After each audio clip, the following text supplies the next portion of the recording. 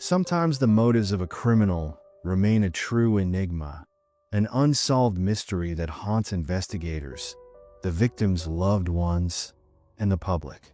What drives a person who seemingly has it all, a loving family, a cozy home, a stable job, to turn into a cold-blooded murderer in one horrific moment and kill everyone they hugged and kissed just yesterday? What makes them decide that life no longer has meaning and turn the gun on themselves? And why, amidst this bloody massacre, does someone miraculously survive? A coincidence, a fatal mistake by the killer, or perhaps some higher providence? These questions eat away at you from the inside, never giving you peace, forcing you to replay every detail in your head over and over, searching for any hints or explanations. But sometimes there are simply no answers. Sometimes evil has no reasons. It is irrational and incomprehensible. And that, perhaps, is the most frightening thing. The realization that the monster could be someone very close and dear, someone you love and trust. And that in this crazy world, no one and nothing can protect you and your loved ones from a sudden, senseless, unprovoked outburst of violence. All that remains is to learn to live with this fear and uncertainty, to cherish every moment with those around you, and to hope that your family will never be held hostage by someone's broken mind or spontaneous impulse. And if it does happen, that you will be the one who miraculously escapes death and can tell this chilling story to the world. The morning of April 22nd, 2024, 9:35 a.m. A 10-year-old boy called the Oklahoma City police station. Through the child's tears, the dispatcher could barely make out the words. Calming the little one down was not easy. Through sobs, he spoke about a bloody massacre in his home. Finally, pulling himself together, the boy was able to explain that his parents were lying on the floor in pools of blood and needed help. The child provided the address, and a patrol was dispatched to check it out. The officers had no idea how many bloodied bodies they would find in this ill-fated house. The main character of today's story is Jonathan Kinsey. The 42-year-old engineer worked at a professional basketball training center where the Oklahoma City team practiced. Jonathan was responsible for equipment maintenance. For decades, he built his career, first in the sports field and then in the technical field, providing for his family. As of 2024, Jonathan had been married for 10 years. His wife's name was Lindsay Kinsey, and she had turned 39. The couple lived in the small town of Yukon, Oklahoma, with a population of just over 20,000. It was a quiet, peaceful Oklahoma City suburb. Over the years of their marriage, Jonathan and Lindsay became parents to 4 children. The eldest, Dylan, turned 18 at the time of the tragedy. Ethan was 14. Lucas was 12. The youngest child of the Kinsey couple had barely turned 10 years old when the horrific events occurred. His identity was not disclosed publicly, as the boy was too young and vulnerable. In the spring of 2024, he had to endure an extremely traumatic experience that changed his life forever. In the eyes of those around them, the Kinsey family was the epitome, the ideal of the American family, friendly, close-knit, having built a full-fledged unit of society and raising children in one of the most peaceful and picturesque suburbs of the state. At the time of the events in question, Ethan and Lucas were in school, in the 9th and 6th grades respectively. Dylan, the eldest son, had graduated from high school back in 2023. Now he was preparing to enter adult life. First and foremost, the young man planned to continue his education and go to college. Not wanting to be a burden on his parents, Dylan had already found a job. He intended to save up money and simultaneously applied to several educational institutions. No member of the Kinsey family suffered from mental disorders. The children were calmly going through adolescence. No one was running away from home. The parents did not fight and gave their offspring freedom of choice. All of this allowed for creating a safe, cozy atmosphere in the home where the young generation was growing up. The Kinseys were a strong, friendly, and pleasant family, regular customers of the local bakery. They even starred in an ad for the establishment, talking about their favorite dishes. Jonathan and Lindsay made every effort to help their children get settled in the future, to build a happy life.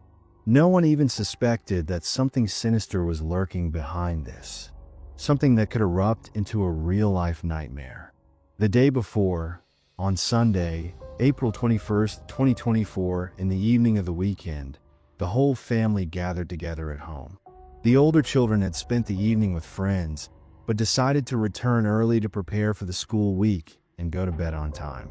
For the Kinsey family, it was a typical Sunday.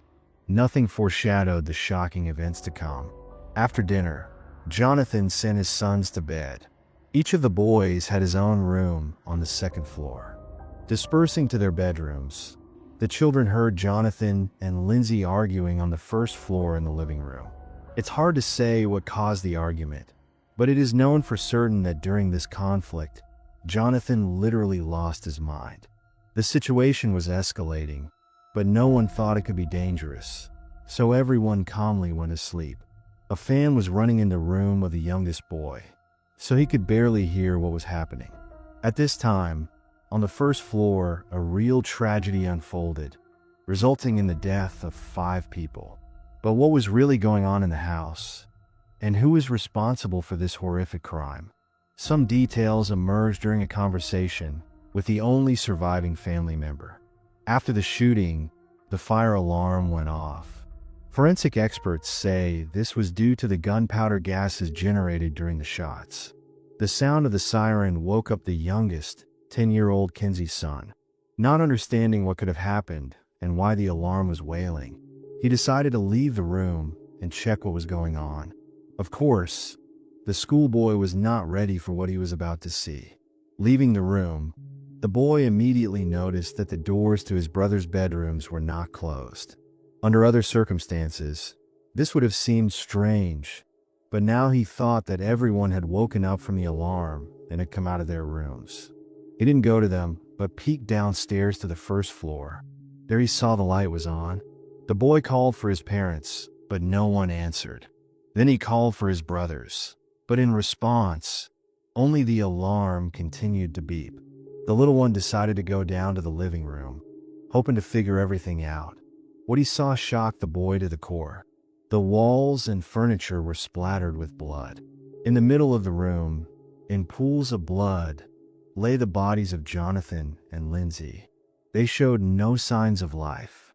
Jonathan lay motionless face down with a gunshot wound to the head.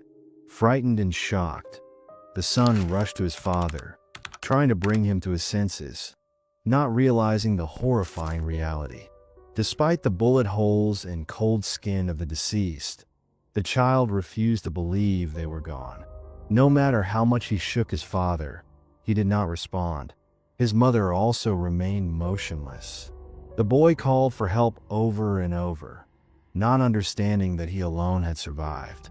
Sobbing, the little one fell onto the lifeless bodies of his parents. But soon he realized that he needed to call for help. Pulling himself together, he called the emergency services. Going around his brother's rooms, the boy everywhere saw the same chilling picture. Blood was everywhere. None of his relatives showed any signs of life. On Monday morning, the Oklahoma police received a call from a 10-year-old child. The little one begged for help. Although he did not understand what had happened, he claimed that someone had shot his parents. Despite his young age and state of shock, the boy was able to remember and open the door for the arriving police officers. The law enforcement officers and paramedics realized with horror that they could do nothing to help. Everyone had been dead for at least several hours, as evidenced by the degree of rigor mortis and the state of the blood on the floor. The parents and older sons were pronounced dead right at the crime scene. The house was surrounded by special tape, and an investigation into the bloody massacre began. Forensic experts and detectives reconstructed the picture of the event with horror. The version of an attack by an outsider was immediately discarded. There were no signs of burglary or the presence of strangers in the home. Everything pointed to the worst-case scenario. The murder was committed by someone from the family. The 10-year-old witness was covered in blood, so at some point, the police even suspected his involvement, as such cases also occur. However, the behavior, condition, age, and appearance of the boy quickly dispelled all doubts. No traces of gunpowder were found on his hands, and his fingerprints were not on the gun. Forensic experts carefully examined the windows and doors, looking for signs of entry. All possible versions had to be worked out, but everything in the house was in order. Nothing was broken, nothing was scattered, no valuables were missing. Recordings from outdoor surveillance cameras were checked, but they only showed members of the Kinsey family returning home from the store in the evening. No one else entered or left the house until the police arrived. The boy said he heard his parents arguing before he fell asleep. Since the weapon was found near Jonathan's body, it became clear that he was behind this crime and had killed his family before taking his own life. Examining the crime scene, forensic experts became increasingly convinced of how ruthless and cold-blooded the 42-year-old Jonathan was. It was unclear what prompted him to kill his wife and children. The cause of the conflict could not be determined, at least at this stage, as no suicide notes were found in the house. It was necessary to analyze data from the mobile phones and computers of all family members, which were immediately seized. Perhaps this would provide new leads, but a full analysis would take time. It also remained a mystery why a loving father and decent family man, having killed his children, left the youngest one alive. The murder weapon was sent for examination. It was confirmed that all members of the Kinsey family, including Jonathan, who voluntarily took his own life, were shot with this particular gun. Only the fingerprints of the head of the family were found on the grip, which finally dispelled any doubts about the involvement of outsiders. At the same time, none of the victims, not even Lindsay, had any defensive injuries. It seems that Jonathan's aggression was completely unpredictable, spontaneous, and immediately got out of control. So no one had time to put up resistance and fight for their lives. Like a cruel maniac, he cold-bloodedly sentenced his wife to death first. She was the only one who did not die instantly. While the woman was bleeding on the living room floor, Jonathan went upstairs and methodically dealt with his older sons. Lindsay probably heard all this, but could do nothing to help her children. The detectives found this case truly strange. None of the family's acquaintances could even imagine that the decent father and loving husband Jonathan was capable of something like this. He had no criminal history. The police had never been called to their home due to domestic violence. That is why law enforcement officers worked out the versions of murder or attack by a third party several times. But everything did not add up. These pleasant, friendly people had no enemies, and Jonathan had no reason for such aggression. However, the examinations carried out made it possible to exclude any doubts about his guilt. The police talked to the family's relatives and neighbors to understand what could have pushed such a loving family man to this. Everyone who knew the family, well, claimed that they were benevolent people with whom no problems had arisen over the many years of communication. They had no criminal episodes in the past. They were a wealthy family. Jonathan was a balanced person. He seemed the last one who could grab a weapon and commit something like this. Jonathan had an impeccable reputation. Neighbors and colleagues considered him calm and non-confrontational. Relatives were most shocked by this tragedy. They saw no prerequisites for such an incident. Realizing that Jonathan had done all this, the relatives were in shock, calling him a psychopath and refusing to even talk about him. Although arguments between the spouses had happened before, they were rare and never took on a violent nature. Jonathan always behaved calmly, kept himself under control. He was not prone to aggressive actions, so what happened stunned everyone. People simply did not want to believe in his guilt. But after the statement of the police officers who were conducting the investigation, they remained perplexed. Of course, everyone sought to get answers to the questions. The media eagerly savored the rumors. With great difficulty, they managed to protect the surviving boy from this activity. As it turned out during the investigation, on the day of the tragedy, the Kinsey family did not contact relatives or friends. They spent the whole day together, only once going to the store for groceries. And later, the older children left the house to meet with friends. However, in the evening, everyone gathered together. Lucas did not notice anything unusual. It was an ordinary day off. The father behaved calmly and did not show aggression in his presence. Disturbing information was reported by the 68-year-old neighbor of the Kinsey family, a man named Michael Burrow. They became friends with Jonathan long before the tragedy. They often helped each other, including with household chores and repairs. The men communicated quite closely, including on personal topics. According to Michael, one day Jonathan told him about the problems he was struggling with. In secret, the head of the Kinsey family admitted that he had depression. During that period, he was taking medications prescribed by a doctor to cope with his condition. But he hid it from many. Before and after this conversation, Jonathan spoke unfavorably about his wife several times. Of course, nothing terrible that would justify his aggression. There was no information about infidelity or crimes.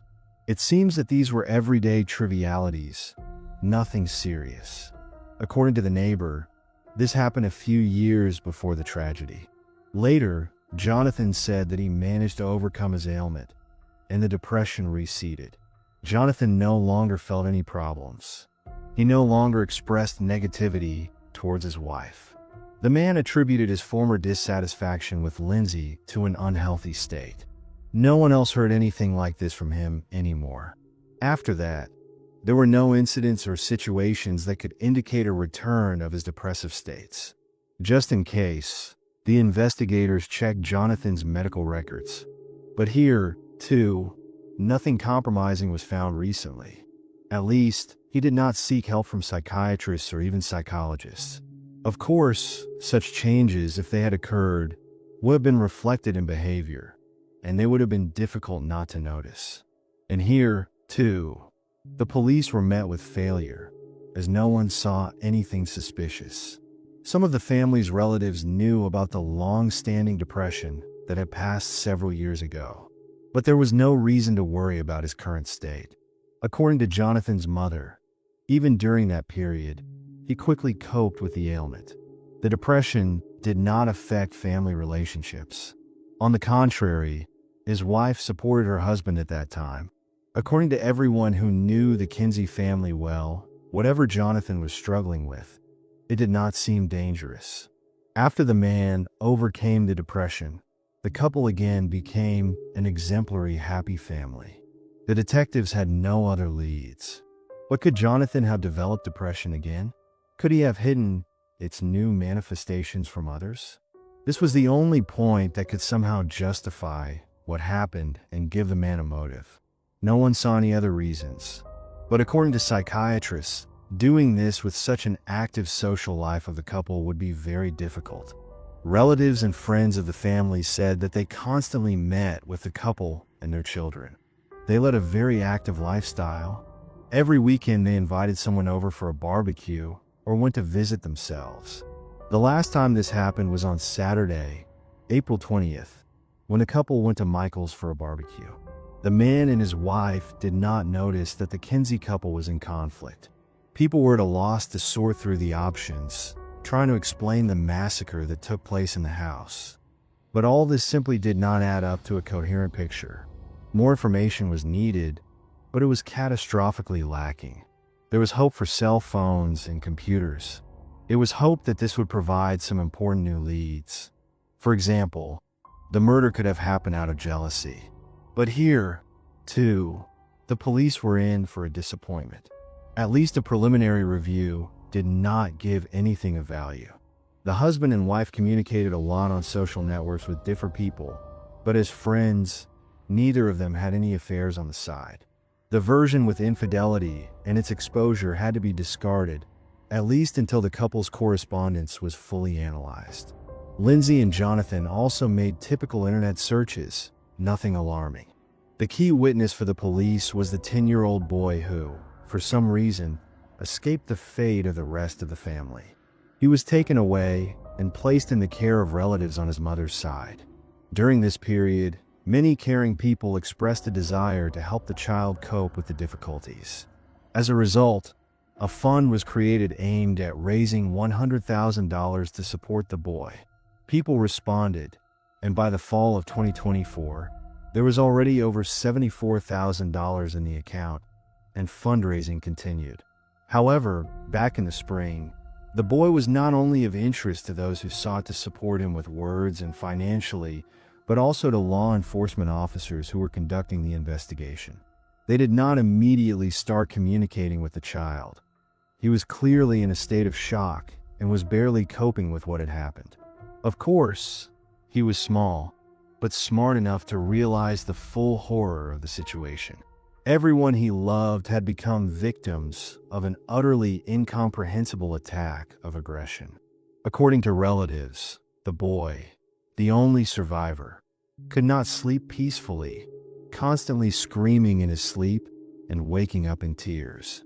Several psychologists worked with him at once. There was a real risk, as at one point the boy admitted that he did not want to live. All his loved ones helped, rallying around the child, which gradually allowed to smooth out the consequences of the deep trauma. Of course, he would still have to overcome many difficulties. As soon as the experts decided that the boy could meet with the police, it was decided to talk to him in order to obtain at least some first-hand data. To avoid further traumatizing the boy, a child psychologist who ensured that the child felt comfortable and did not get nervous was involved in the process. The work had to be done very delicately. The psychologist carefully worked through the investigators' questions. A list of the least traumatic ones was compiled, in the specialist's opinion. Despite all the efforts made, the words of the 10-year-old schoolboy did not differ much from what other people familiar with the Kinsey family said. He did not understand why his dad decided to kill everyone. The boy heard his parents start discussing something lively when he went to bed, but with his childish mind, he did not grasp what they wanted from each other. There was a fan running in the room. It was very noisy, and as a result, the boy fell asleep. He was sure that it was this monotonous hum that drowned out the sounds of gunshots. The boy also confirmed that Jonathan had never been cruel or aggressive. The father did not raise his hand against his children or his wife Lindsay. The detectives were interested in why no one else reacted to the shooting that began in the house. The older children of the family should have heard their mother being shot and falling to the floor. But judging by the location of the bodies, no one reacted to what happened. The children were just soundly asleep and were shot in their sleep. That night, fate seemed to be on the side of evil. However, Jonathan used a small caliber pistol that does not make much noise when fired. According to forensic experts, this explained why neighbors in the quiet time of day might not have heard anything. However, it was strange that none of the Kinsey children who were in the house heard anything and did not wake up until it was too late. The younger son said that there were fans in all the rooms. Perhaps the parents also turned them on and did not hear the shots due to the same monotonous hum. Despite the efforts of the police, no new information could be obtained from the child. Law enforcement officers were forced to ask him unpleasant questions concerning the details of the event, the position of the bodies, the amount of blood. In the end, the boy began to get nervous and cry. The child psychologist decided to stop the process so as not to deepen the trauma, and the detectives were left with nothing. According to relatives, after meeting with the police, the boy became more nervous. He needed the help of psychologists to cope with a new blow. He had just begun to come to his senses, and the questioning again awakened feelings of fear, despair, and helplessness in him. As a result, it was decided not to bother him anymore, including to avoid attracting media attention to the schoolboy. Journalists were clearly less tactful, so joint efforts managed to secure confidentiality for the child. Despite all the efforts of the expert who was present with the police during the conversation with the schoolboy, it seems that all this had a negative impact on him. The boy was living with his aunt. During this period, the woman was appointed as his official guardian. It is believed that after the fund accumulates the necessary amount, she will be given the money, which she can use to help her nephew cope with mental health issues. He still has frequent panic attacks, and problems with sleep and nightmares have not budged, despite all the efforts of doctors. The aunt of the sole survivor believes that the money should be enough not only for rehabilitation. In the future, he will be able to get an education, build his life, although all this, of course, is little consolation and will not help bring back his relatives. In any case, he will have to go through a big, difficult path anew, on which the boy is now supported by all his loved ones. Over time, detectives were able to recreate an approximate picture of what happened. After the couple's quarrel, the situation between them escalated, and the man grabbed a weapon. First, he shot his wife. Lindsay was seriously wounded. She fell to the floor and was bleeding. The woman quickly lost consciousness, but was still alive. Unfortunately, Jonathan did not stop there. On the contrary, he was still holding the gun in his hands. The man seemed to be insane with rage. The killer went to the children's rooms. The first one he encountered was 18-year-old Dylan. Without hesitation, the father shot his own son in the head. As it turned out, the eldest son was using earplugs, probably so that his parents' argument would not interfere with his sleep before his work shift. Undoubtedly, without them, events could have unfolded according to a completely different scenario. A shot to the head instantly ended the young man's life, and Jonathan headed to Ethan's room. The boy was also shot in the head. The same fate befell his 12-year-old brother Lucas. Only the youngest 10-year-old son remained alive. What prompted this remained unknown. Perhaps at the last moment, he took pity on his younger son, or maybe he simply miscalculated, got confused, and after the murders did not reach his room. In any case, Jonathan then went downstairs and returned to the living room. Obviously, he realized what he had done, so he put the gun to his own head and pulled the trigger. Within minutes, 5 out of 6 members of the Kinsey family were dead. Already on April 23rd, the baseball team Ethan played for held a memorial event. Everyone who cared about the fate of the family and the surviving boy came to say goodbye to the deceased. 39-year-old Lindsay was remembered by everyone as a devoted mother and loving wife. She was a housewife and did everything to make her children feel comfortable. 18-year-old Dylan was a kind young man who supported his family in every way and was ready to do anything for his loved ones. 14-year-old Ethan was a witty boy, very smart and close-knit in a team. He supported all his friends, so the loss was huge not only for the families but also for the other players, whose will to win was now undermined. The most shocking was the death of 12-year-old Lucas, the youngest of the murdered schoolboys, who did not even suspect that the main threat to his life came from one of the closest people.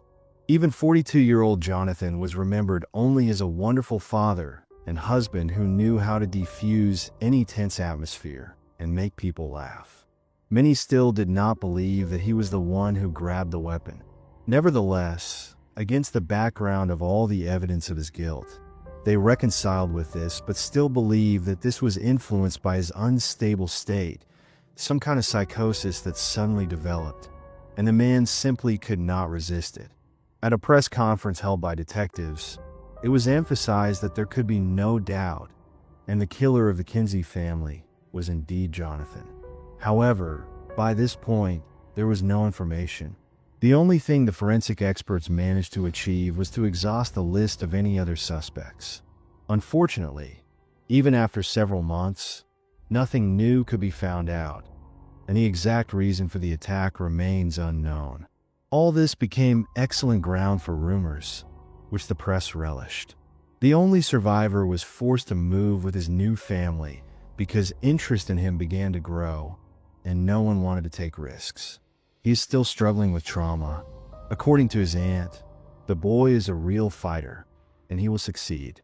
The sad and chilling story of the Kinsey family leaves more questions than answers. We will probably never know what exactly pushed Jonathan to this horrific crime. Was it a hidden mental illness that erupted in the most terrible way? Did some acute conflict with Lindsay occur that got out of control? Or was it a spontaneous attack of madness that is impossible to foresee or explain? However, whatever the reason, the consequences of this tragedy are irreversible.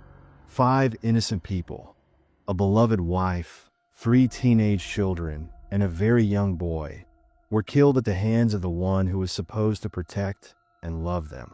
The only surviving son lost his entire family and is now forced to live with this burden. The Kinseys' relatives and friends will never be able to come to terms with this loss and understand how this could happen. This story is a terrible reminder of how fragile the human mind can be and how easily even the strongest and happiest family, at first glance, can be destroyed. It forces us to value those we love and never take their presence for granted. It shows how important it is to notice alarming signals in time and respond to them, even if they come from the closest people. We can only hope that time will heal the wounds of the boy who survived this tragedy, and his new family will give him all the necessary support, love, and sense of security. And Jonathan Kinsey will forever remain in memory as a loving father and husband who, for some terrible reason, turned into a brutal killer in an instant. If you were impressed by this and other stories, subscribe to my channel Detective Brooks. On it, you will find many more fascinating investigations of real criminal cases that will make you shudder, think, and perhaps take a fresh look at familiar things. Support my work with your subscription and share these stories so that as many people as possible know the truth and do everything possible so that similar tragedies never happen again. And I promise to continue to make every effort to shed light on the darkest human secrets and solve the most intricate crimes.